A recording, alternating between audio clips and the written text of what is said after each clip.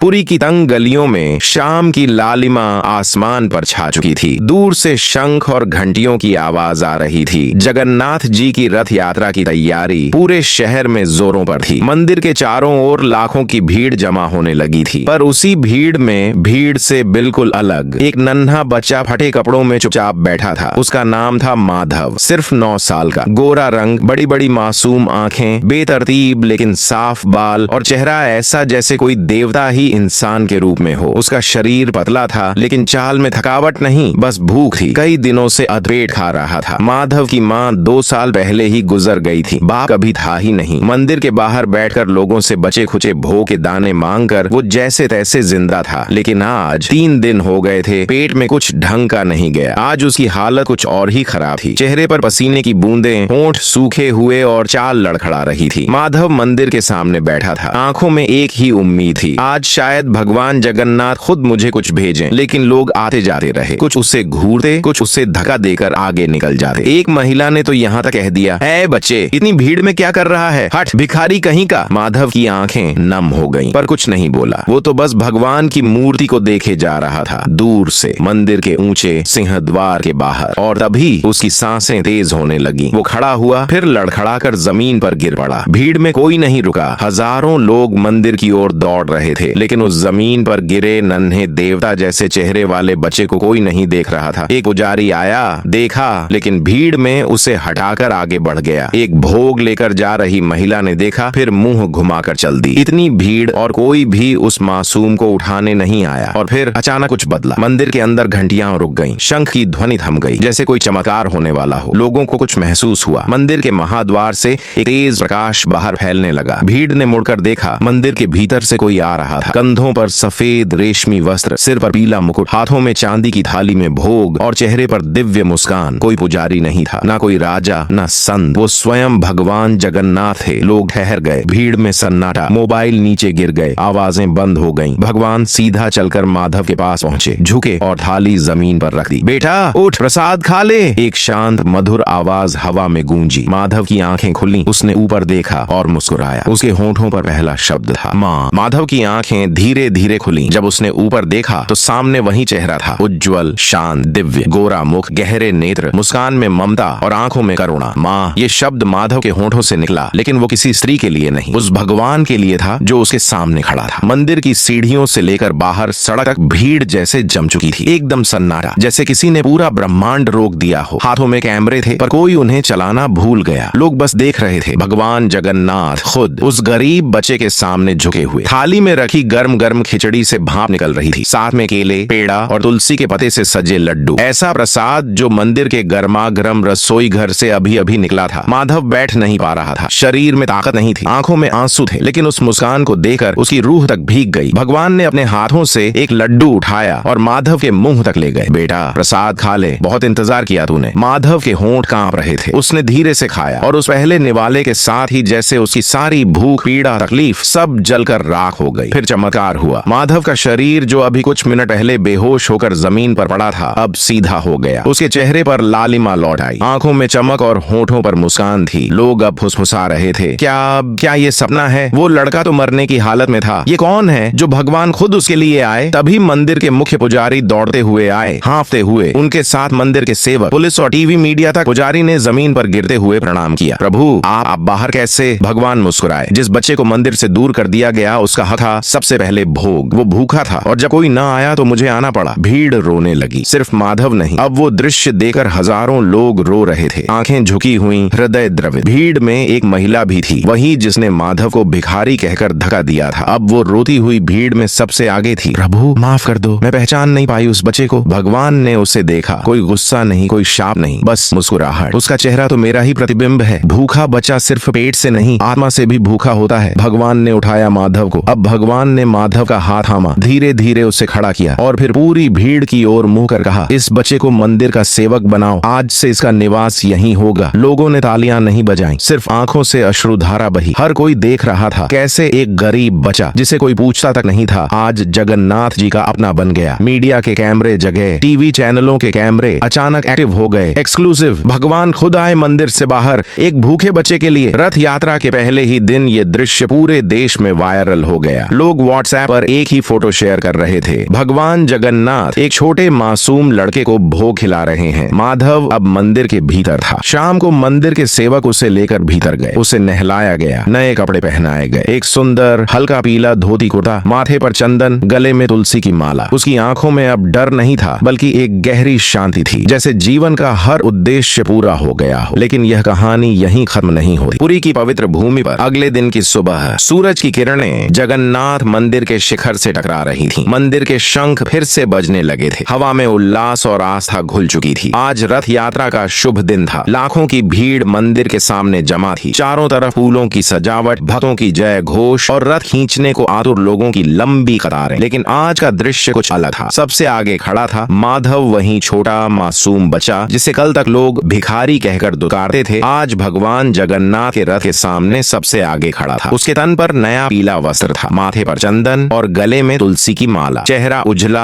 आंखों में नमी और भीतर एक गहरा संतुलन। लोग उसे देख रहे थे और भगवान की लीला को समझने की कोशिश कर रहे थे। मंदिर के मुख्य पुजारी ने भीड़ को संबोधित किया। आज की रथ यात्रा की शुरुआत एक ऐसे हाथ से होगी जो कल तक भूखे थे पर आज भगवान के सबसे निकट हैं। ये बच्चा अब सिर्फ माधव नहीं है, यह स्वयं प्रभु की कृपा का जीवंत प्रमाण है। भीड़ झुक गई और माधव ने खींचा रथ। चारों तरफ मौन छा गया। माधव ने दोनों हाथों से रथ की मोटी रस्सी को थामा, उस रस्सी को जो हर साल हजारों लोग खींचते हैं, लेकिन आज एक बच्चे ने उसे सबसे पहले थामा। उसने आंखें बंद की, भगवान की मूर्ति को देखा और रस्सी खींची। धीरे धीरे रथ हिलने लगा। भीड़ की आंखें फटी रह गईं। एक 9 साल का दुबला पतला बचा और रथ खुद चलने लगा। फिर हुआ दूसरा चमत्कार। माधव अकेला नहीं था, ऐसा लोगों को अब समझ आया। भगवान खुद उसके साथ रथ खींच रहे थे। किसी ने नहीं देखा लेकिन हर किसी ने महसूस किया, जैसे कोई अदृश्य शक्ति रस्सी के साथ खींच रही हो। भीड़ अब रो रही थी, जय घोष कर रही थी। कुछ मोबाइल से वीडियो बना रहे थे और कुछ वहीं बैठकर सिर झुकाकर रो पड़े। मंदिर की घंटियां पूरे जोर से बजने लगी। आकाश में पक्षियों का झुंड उड़ चला। पुरी की हवाओं में सिर्फ एक नाम गूंज रहा था, जय जगन्नाथ, जय माधव। रथ के साथ माधव का जीवन भी चल पड़ा। रथ यात्रा के बाद माधव की कहानी पूरे भारत में फैल गई। हर टीवी चैनल, हर न्यूज़पेपर में उसकी तस्वीर थी। भूखे बच्चे को भगवान ने रथ का पहला सेवक बनाया। ये हेडलाइन हजारों बार चली। लोग अब उसे देखने पुरी आने लगे। कोई उसे मिठाई देता, कोई खिलौने, कोई चप्पल। पर माधव कभी अभिमान नहीं करता। वो अब मंदिर में ही रहता। सुबह सबसे पहले उठता, आंगन साफ करता, भगवान को फूल चढ़ाता और फिर भोग बनाने में हाथ बंटाता। फिर एक दिन कुछ महीनों बाद मंदिर के पुजारी ने माधव को अपने पास बुलाया। बेटा, अब तू बड़ा हो रहा है, पढ़ लिख ले, मंदिर तुझे पढ़ाई में भी मदद करेगा। माधव ने सिर झुकाकर कहा, अगर आप सब आदेश दें तो मैं पढ़ूंगा, पर भगवान के रसोई घर में सेवा करना नहीं छोड़ूंगा। समय बीता और 10 साल बाद पुरी में एक बहुत बड़ा आयोजन था, रथ यात्रा का 10वां वार्षिक महोत्सव। लाखों लोग फिर जमा हुए थे, लेकिन इस बार एक नई बात थी। आज रथ यात्रा की अगुवाई पुजारी माधव जी कर रहे थे। अब 19 साल के सुंदर, तेजस्वी, विद्वान और संस्कारी युवक। लोगों ने पूछा, क्या आप वही हैं जो बचपन में मंदिर के बाहर भूखे मिले थे? माधव मुस्कुराया, मैं नहीं, वो तो प्रभु थे जिन्होंने मुझे पाया। मैं तो बस उनका सेवक हूँ। और अंत में आज भी पुरी के मंदिर में एक चित्र टंगा है। भगवान जगन्नाथ एक नन्हे बच्चे को भोग खिला रहे हैं। हर साल रथ यात्रा के दिन पुजारी उस थाली को खास तरीके से सजाते हैं और कहते हैं, ये थाली उस प्रसाद की याद है जो भगवान खुद लेकर अपने भक्त के लिए आए थे। कहानी का संदेश, जब पूरी दुनिया आपकी भूख, आपकी तकलीफ, आपकी मासूमियत को अनदेखा कर दे, तब भगवान खुद आपके लिए रास्ता बन जाते हैं। क्योंकि सच्चे दिल से मांगी गई मदद मंदिर की घंटियों से भी ऊंची गूंज रही है।